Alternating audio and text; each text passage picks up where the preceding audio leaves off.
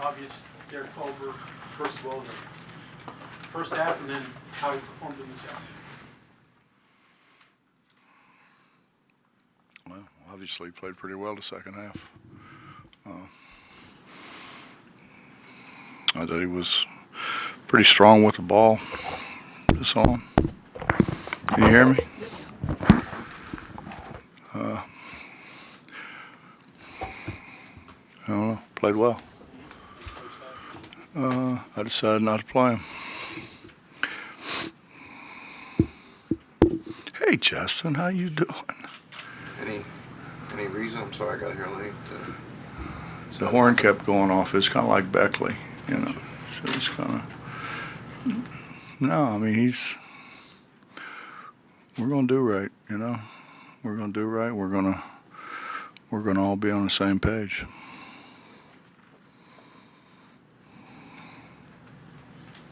So, Bob, you guys controlled the lead throughout much. All of a sudden, your offense goes cold. They tie it.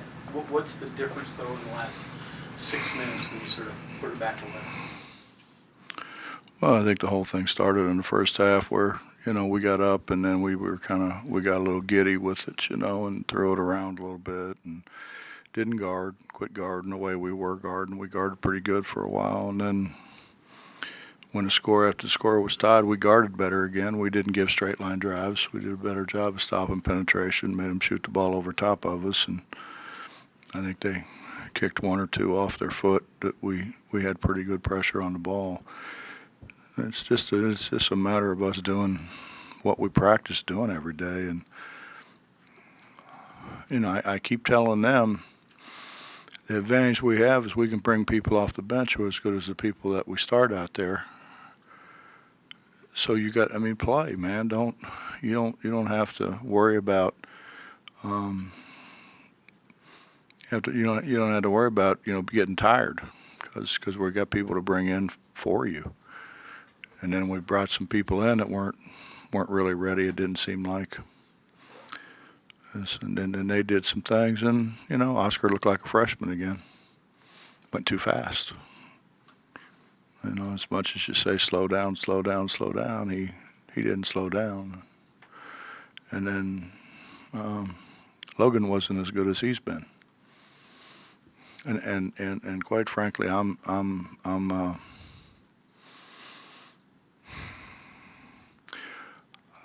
struggling to figure out how we're supposed to play in the post,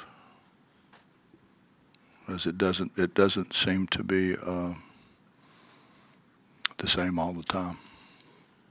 You look like a team struggling to find identity. I mean, is that a fair assessment? I don't know, Bob. I just think we got up and we relaxed, and they took advantage. And they're a good team. I mean, Mess said they've won 40-some games in the last 2 years, and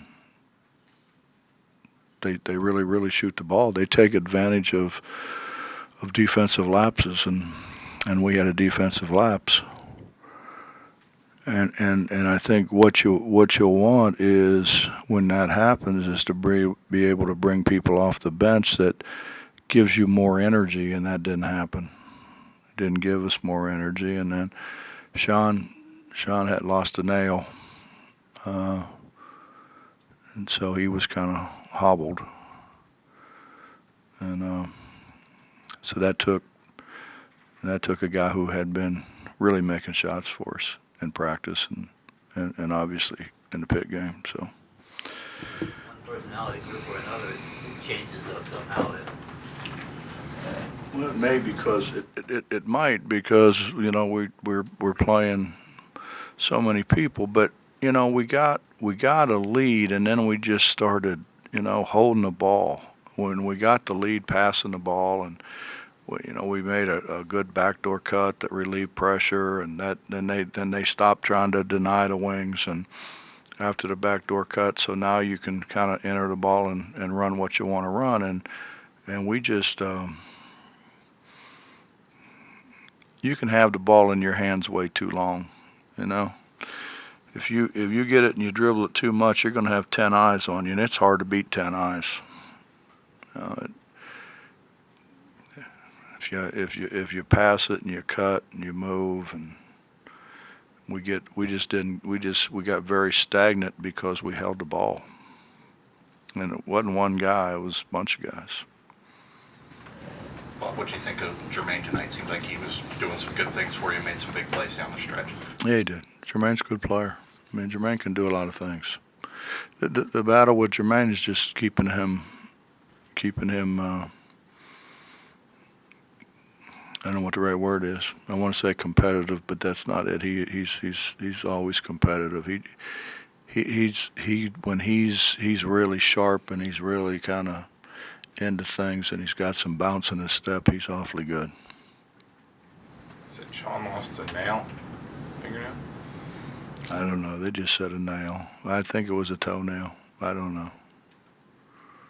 I told them then back a day in Vietnam, they pulled those out. They got pliers and yanked them out. That's what the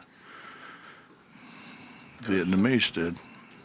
Since this is, a Cancun game, obviously you guys are going to Mexico next week. Is everything cleared up with Oscar's, whatever it is, passport, paperwork? I'm told it will be. Yeah, I'm told it will be. It's been a long, drawn-out process, but I'm told it will be. Bob, you talked about Jermaine. Do you have to, I don't say force him, but encourage him to look more for his own shot, drive the basket like he started to do at the end when you really needed something?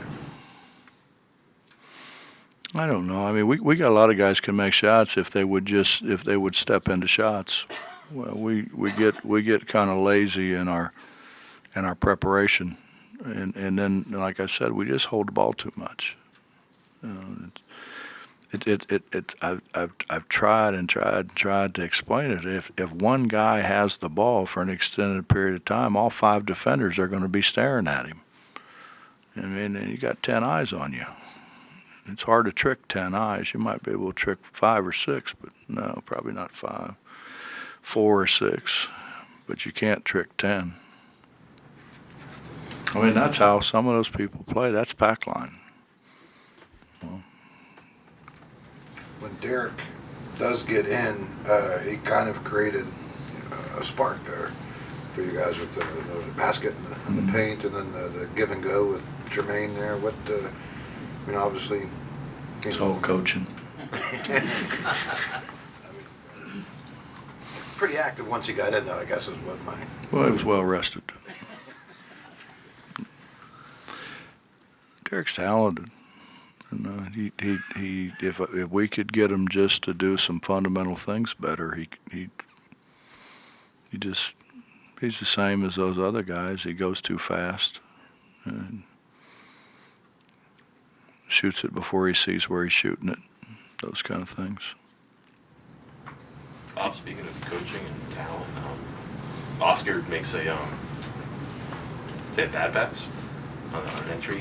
Which time? One that went off the box in the backboard, actually. And then he took a jumper at Pitt when he was wide open. Those are things that I'm sure you don't want him doing, but he's talented, and I mean, maybe eventually he can do that stuff. How do you curb that or also encourage that? Well, I'm not going to encourage him to throw it away.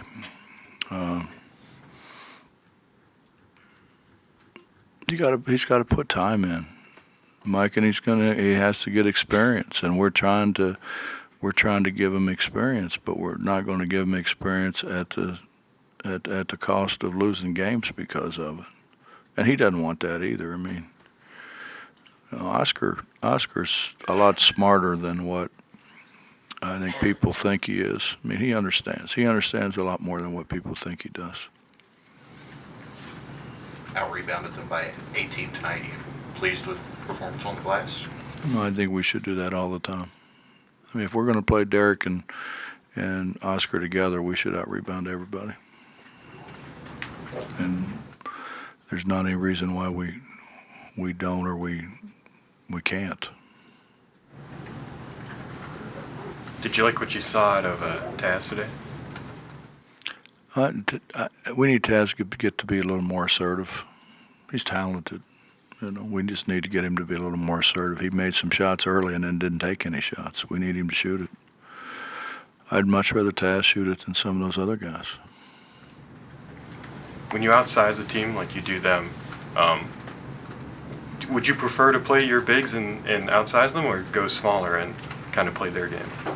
We went smaller out of necessity today because Oscar was struggling a little bit. Started off pretty good, then he struggled, and so we get him out and let Eric talk to him for a while, and then Logan came in and he wasn't his usual self, so we went smaller.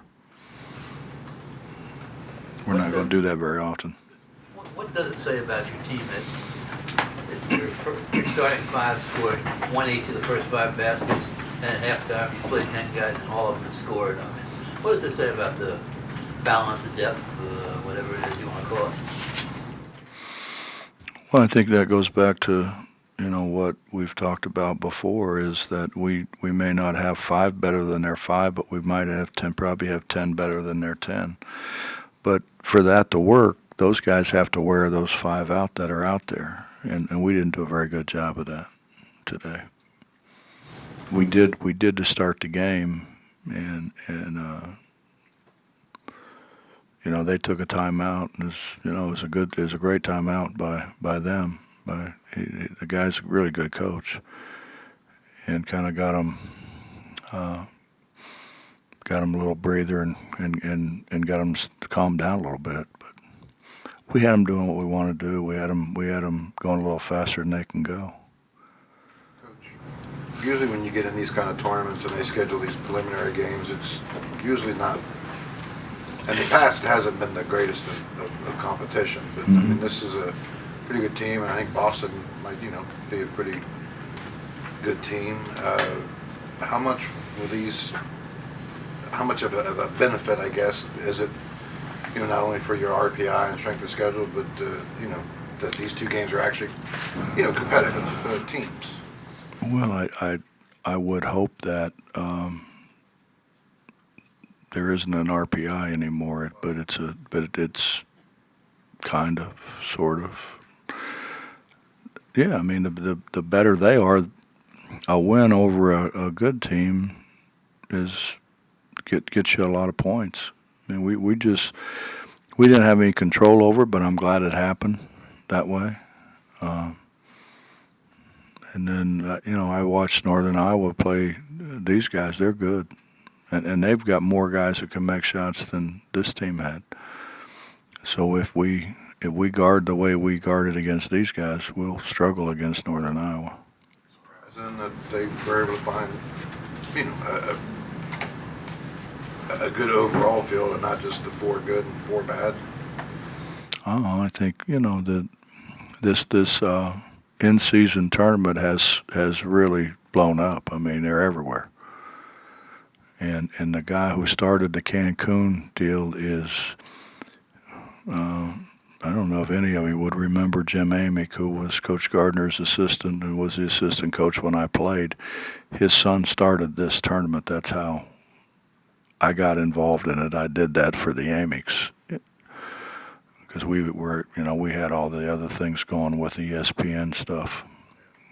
But I wanted to do that for them. And then we had a pretty good experience, and so we're going back. The fans loved it. The fans loved it. It's all inclusive. If you get Dave to open the purse a little bit, man, you go down there. It's all inclusive. Okay. I'm just trying to help you. Just anything I can do to help you, I'm right there. November's not bad. I know that. Coach, they went on that 14-2 run, got in a bucket, and then it seemed like you guys took momentum right back. What did you say in the huddle in that timeout? What changed? I'm not sure I can say what I said in the huddle to this group. I wasn't very happy.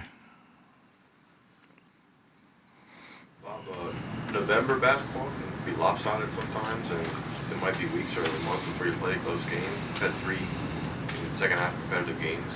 How happy are you to get those while winning, but get some of those reps and experience, especially for young guys now and not? Well, I think it's good for us. Yeah, absolutely good for us. You know, we've got like, you know, we have some people come. We got some people who have played really well against what, you know, Big Five people. So, I mean, that's got to help us. And one of Pitt's losses, we're playing them in the same week that we're playing somebody else pretty good. It's good for us as long as we win. It's not very good when you lose. Anything else? Thank you all.